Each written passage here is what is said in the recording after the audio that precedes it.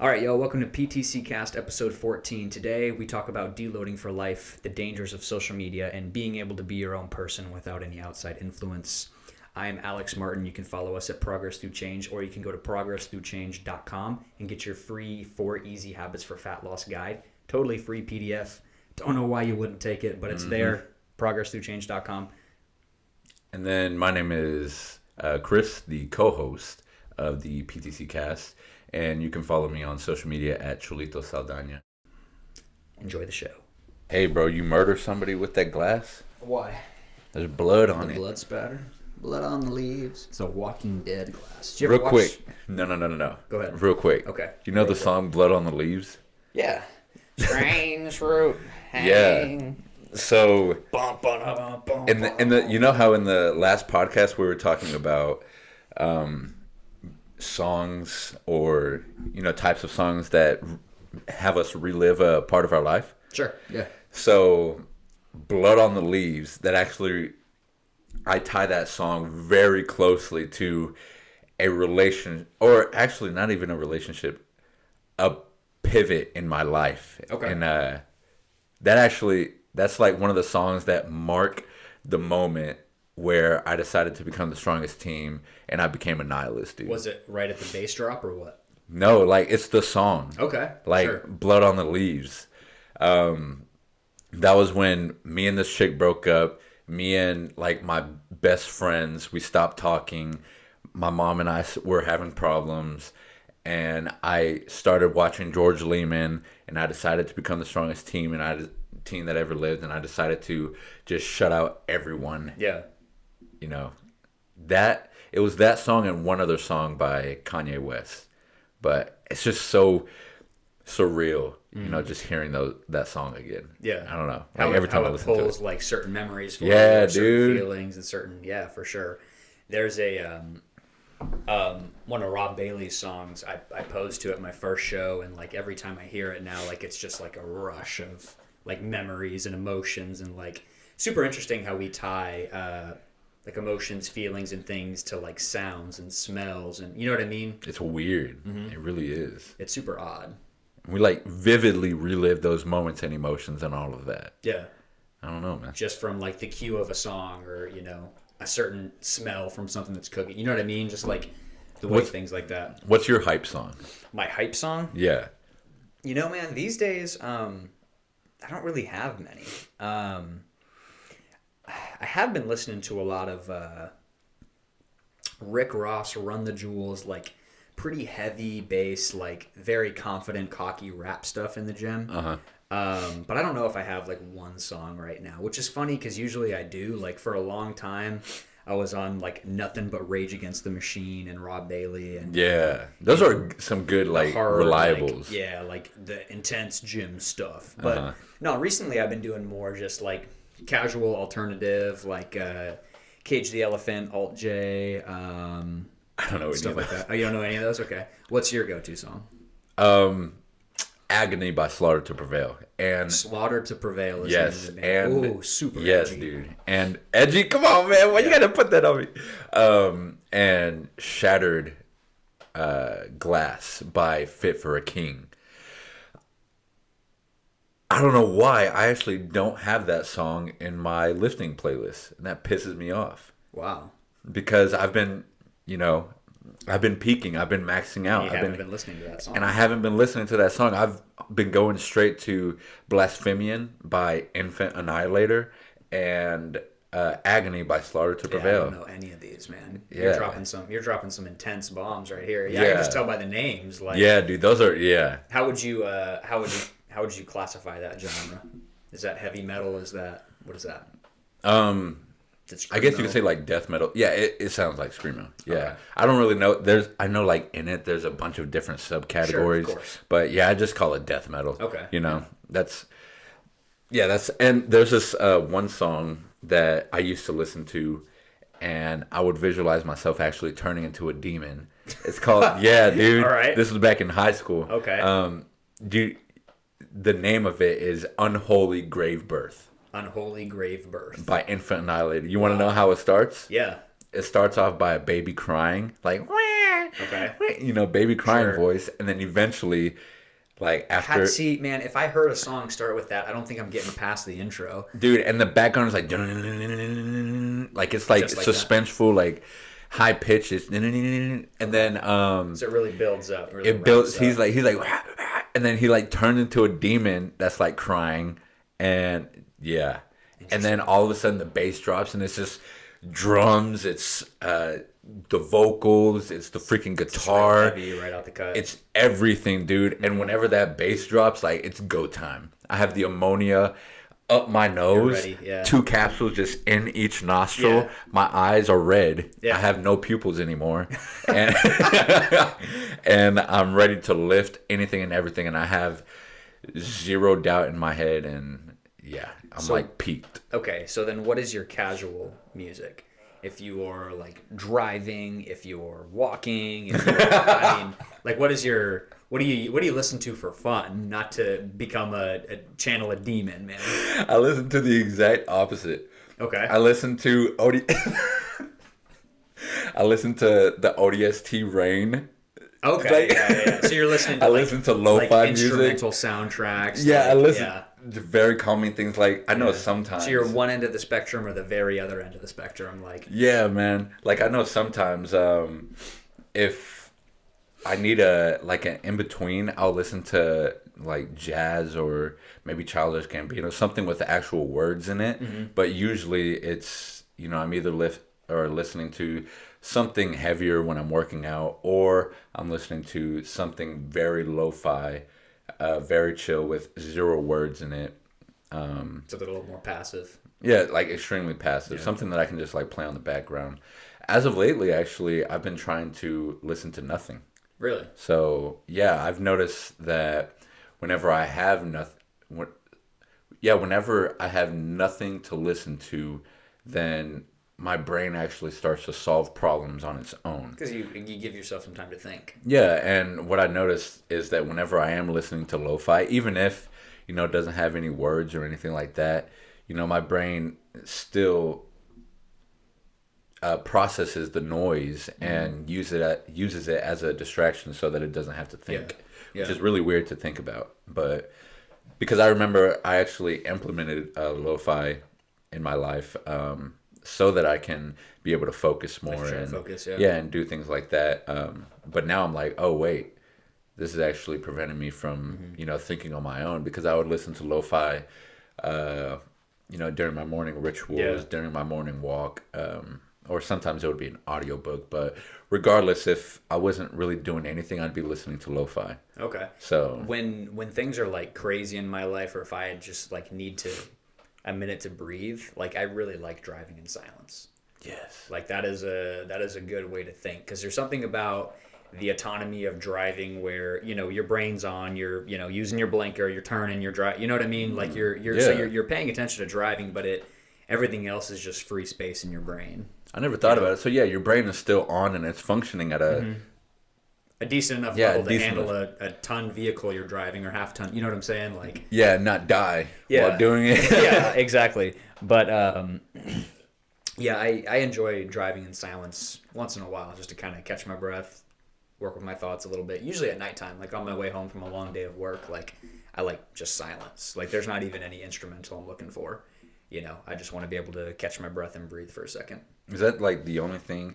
Let's label this deload for life. Deload for Whenever life. you're getting like, and it doesn't even have to be an extreme overwhelm of life, just like let's say you've done a lot for the day and you just want a breather. Yeah. Then How do you recharge yourself? How do you would it how do be you fill your cup back up? like, so you drive what, 45 minutes to and from work? Yeah, so I train Mondays through Thursdays, and I have about a 45-minute commute, about an hour commute, give or take, just depending on what time I leave.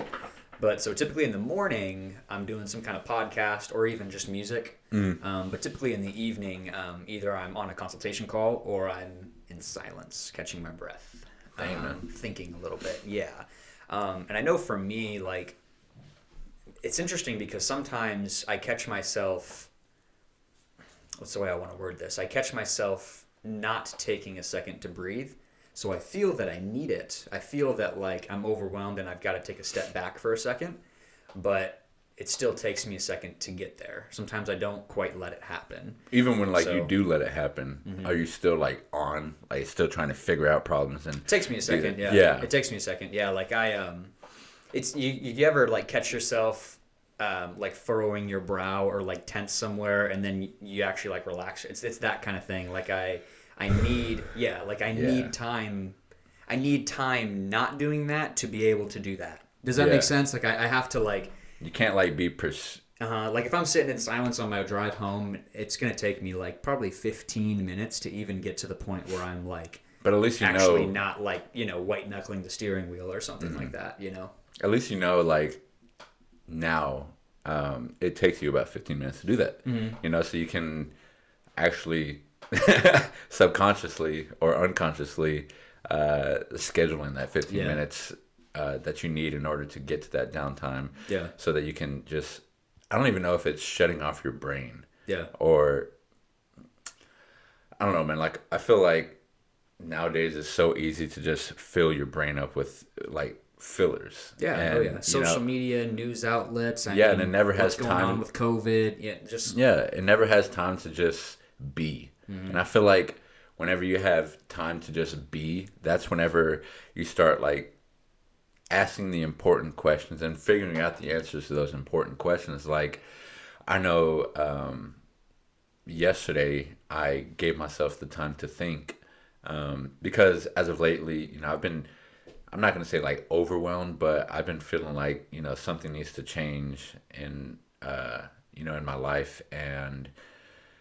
I was supposed to compete December 11th, and long story short, the person that I was going to compete with is no longer going to compete, so I have no use of paying, $400 to go to Chicago in the middle of December to compete.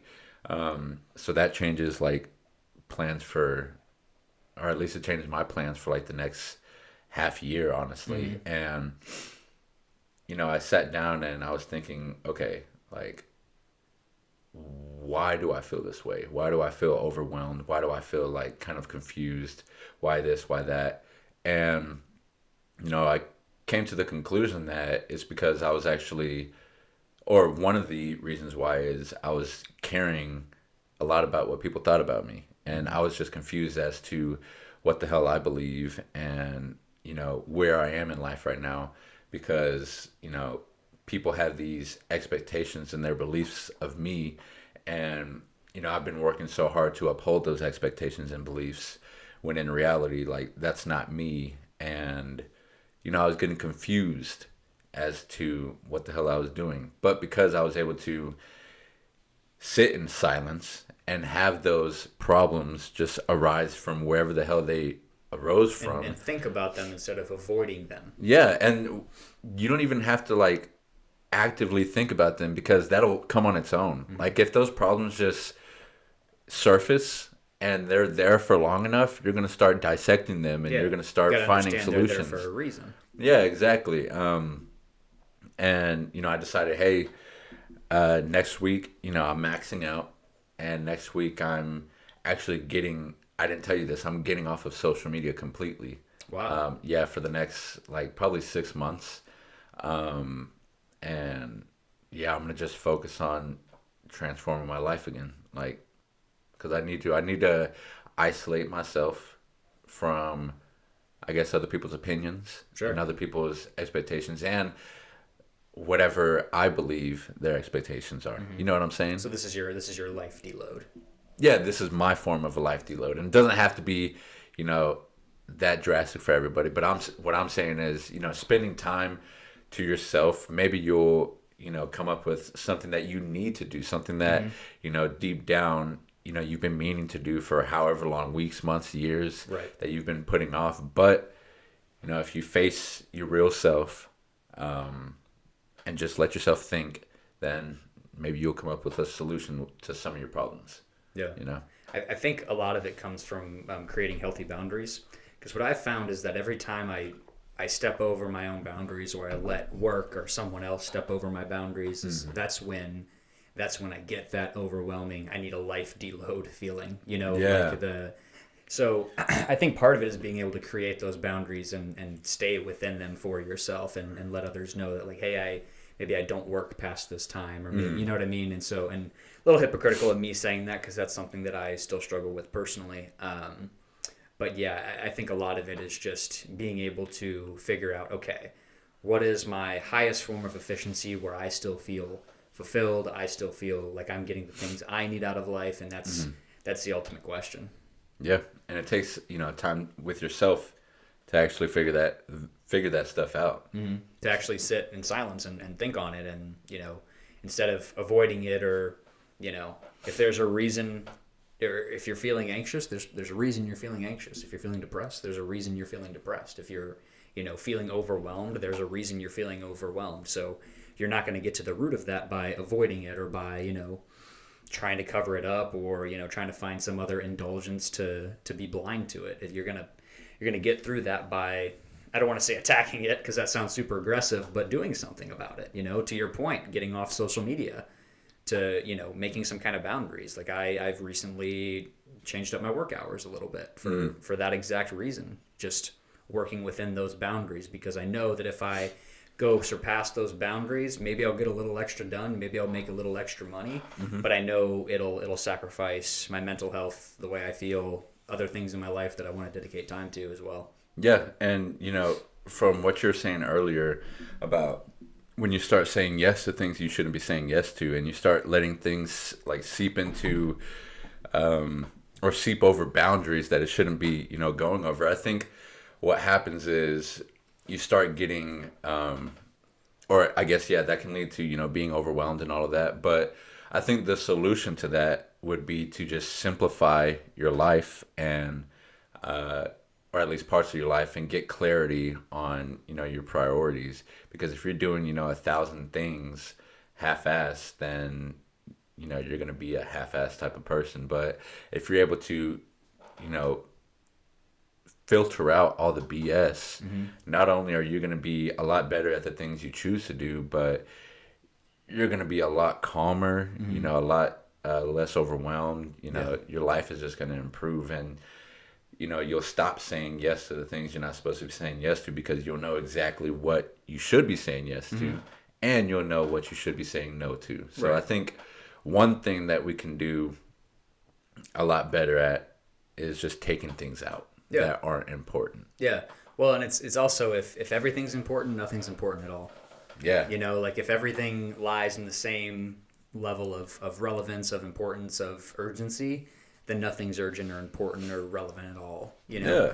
So to your point of like taking out the things that I don't want to say don't care about, but the things that just they're not urgent. They're not relevant. Yeah. And that's what, like, it doesn't have to be for the rest of your life, like these can be, if you choose something to be a priority at the moment, that doesn't mean that it has to be a priority for the rest of your life.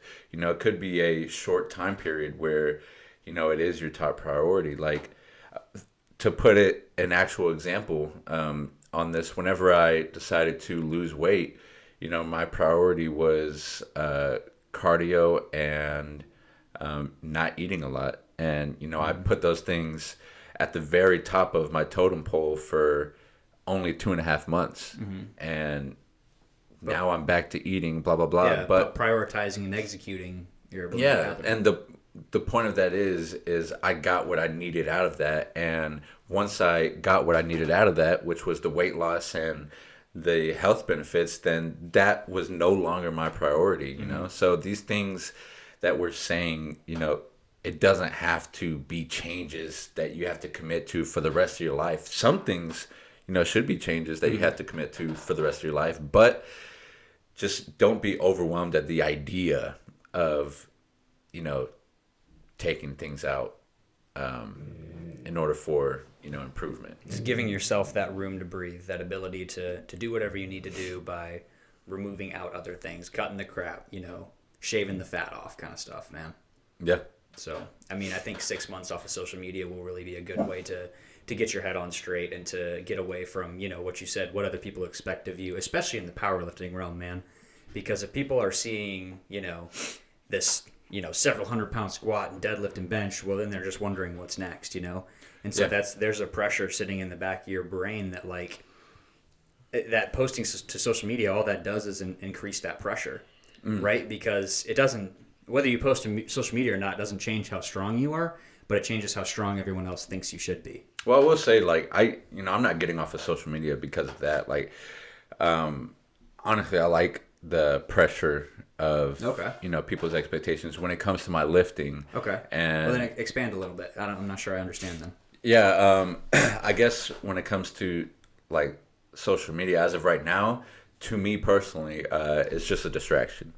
Sure. Like, yeah, that's cool. I don't mind posting lifting videos, mindlessly scrolling or anything like that. But that's the problem. I'm it gets guilty of that. it gets to the point where Instagram is a higher priority, whether I like to admit it or not, than it should be. Oh yeah. And because of that, the best thing for me to do is to just eliminate that potential desire altogether. And that may not be the solution for you. I'm sure, maybe putting a timer on the app would be a solution for you, but I find myself deleting the fucking timer or adding 5 minutes until it gets to an hour, and I don't want it to be like that, dude. I want just very. You're making that boundary. You're drawing that line in the sand, man. Yeah, and some things you have to take it to a higher level of action than others, and in my case, getting rid of social media altogether is what I have to do in order to distance myself from it. Yeah, you're cold turkey in it, and there's nothing wrong with that. Yeah, and again, I said, going back to earlier, how I said that these priorities doesn't have to be a long-term thing. Like, this is only going to be for 6 months, maybe even 4 months, until just some block of time to it needs get some block of time. Yeah, for sure. Recently, one of the things I've really been trying to do is Apple tracks your screen time, so like how often you have the phone open and what app and everything. And my goal consistently has been to get that number down, man, because I would be lying if I said I didn't have some days that were like 4 or 5 hours. Yeah. And then I'm like, what the fuck? There goes a fifth of my day, a sixth of my day, because I couldn't stop scrolling on Instagram. I couldn't stop checking Facebook or emails or whatever it is. And even if I sit here and make their excuse, well, probably half that time is work oriented, maybe. But like, I wasn't checking emails for 5 hours, man. Like, 5 hours. Yeah, dude. there's just and that's not a usual thing, but there's some days where like it literally makes me sick, man. Like we're surrounded by so many distractions, and we fall victim to them because we don't acknowledge them enough. We don't understand that we're sitting here wasting time. We're wasting energy. We're adding all these layers of fat and complication and just things that we don't need, that aren't building us, aren't adding to our lives. They're strictly taking away. I mean, dude, I think there are very few scenarios where social media like adds to your life. Maybe that's you can exactly learn, what I was maybe thinking you can too. build a business, maybe you can connect with people, but dude, go scroll your Facebook feed and tell me how many of the things you care about, because I can tell you mine is fucking zero. Yeah. It's zero, man. All it you is want to talk people... about politics? I don't care. You want to talk about COVID? I don't care. Like, it's all, I don't know, man. It's all noise. Yeah. It's all noise. Mm-hmm. And I was asking myself whenever I made that decision, or before I made that decision, I was like, what is Instagram? Like, why? What's the purpose of me using Instagram right now? And then I was like, okay, it's to share, videos of me lifting and stuff to, the people that care. And then I asked myself, I was like, do I honestly care about showing videos of myself lifting to people? And, the answer was no. Like, if anything, it's honestly a fucking chore to have to edit these videos and put it on there for a couple hundred people to see. Yeah. And whenever that does happen, boom, I'm on Instagram. I start scrolling. I start giving a fuck about things that I don't care about. Yep. And I start looking at people's stories, blah, blah, blah, blah, blah. And that's all it is a distraction. And, I'm sure these people or these companies pay, maybe hundreds of thousands or millions of dollars for just research study on how to make their apps more addictive so that they can take your time and stuff like that. But at the end of the day, it's not their fault. Well, You're right. the one that has the phone Yeah, or we're that the has one, the we're the one app. consuming. Yeah, Yeah. 100%. And it's like nobody made you get on the app. Nobody held a gun to your head and said if you don't make an Instagram account, you're gonna die. You Yeah. know, and part of it's interesting too because like there's so much confirmation bias just around so like if you follow certain political pages on Facebook, well, guess what, you're going to get recommended more of that. If you Google something you want to buy, guess what, everything's going to try to sell you that, whether it's a YouTube ad or a Facebook ad or It's getting so convoluted. Like, yeah. I doubt people know who the hell they are anymore. Well, and the more info that these whatever, and I'm not trying to talk about conspiracy theories or anything like that, man, but it's like the more info that these companies get, the more that we buy in, the better they are at holding our attention. Yeah. The more info that they get, the more they can dial us in because they're like, oh, that guy has been looking at Toyota Tacomas, so let me show him all these Tacomas for sale, and then all these mods that go on the Tacomas, and then all these other. It's just it's an endless rabbit hole, man. And it's like the more that you buy into it and you follow the pages and you spend time on certain things, like it's interesting, man. Like the Instagram Explore page, I don't know if you've ever noticed, but like maybe it'll show you like 3 different things, like food, and I'm just gonna use examples, but like food, cars, and bodybuilders. Mm-hmm. Well, if every time you click on the food and the bodybuilders, it's not going to show you the cars anymore. It's going to show you more food and bodybuilders because it wants your attention. Mm-hmm. It wants to show you the thing that it thinks you care about the most, or the thing that it thinks is going to hold your eyes for the longest. Yeah, dude, and it's addicting because, on your phone, it's not just one picture of a food or one picture of a car. No, it's fucking 12, a grid of 12 pictures or videos, and then one of the reels are actually playing on it already. Yeah. And, it's so easy to just blah, blah, blah, blah, blah, blah, blah, blah, blah, blah, blah. And again, like, I'm thankful that I was never on TikTok and, got sucked down that rabbit hole. Dude, if I was a kid when TikTok came out, God, dude. Oh my, like it's dangerous, man, because the way that they can just scroll and scroll and scroll and scroll and scroll and scroll and scroll is. And then, like, I guess what's also scary as shit to me is I look on these social media platforms and everybody is starting to look the same. What do you mean? All the women starting to look the same. All the lifters starting to look the same. All the men starting to look the same. Like, everybody's just starting to look the same. They're doing the same shit on their stories. They're posting the same shit. Like, I feel like everybody's starting to lose who the hell they are. Mm-hmm. And they're playing this game, and they're so involved in this game of, trying to play social media that they're losing touch of what the hell they believe in, what they're trying to improve at, and all of this. And I'm sure that some people, play it a lot better, and they're able to maintain themselves a lot better. And maybe I'm just saying this because I'm not able to, play the game without losing myself. But, I think that that's a scary ass problem when you stop being able to say exactly like who you are and, what you believe in, and you start taking into account other people's lives and then using that information for how you should run your life and all of that. Like, I don't know, man. I don't like it. So. Yeah. Those are all valid points, man. And I think it's also one of those things where it's like, oh, this person has 1 million followers on Instagram, so I'm gonna just do what they do.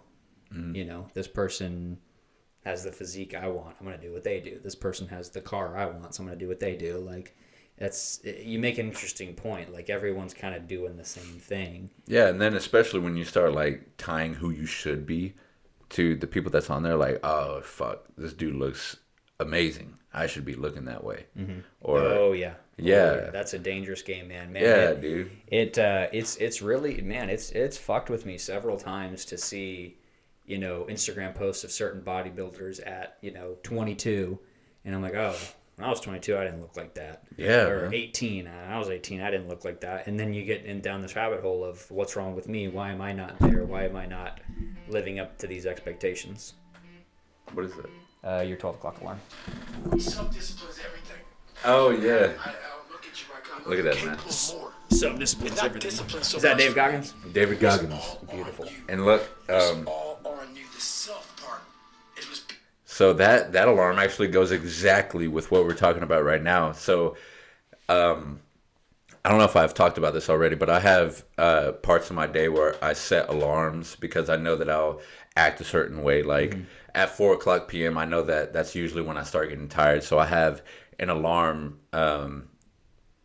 that has my goal, and then it has a speech by this motivational speaker named ET or something like that, but talks about like focus and it's time to go and all of that, and ET phone home. ET phone home. But yeah, as of lately, like I've been thinking about this idea of who I am and what I believe and all of that, and other people's opinions about me and me taking into account their opinions when in reality I shouldn't give a fuck about it. Yeah. And so I have this alarm by David Goggins talking about how thinking about other people's opinions can dilute who you are and just take you off track.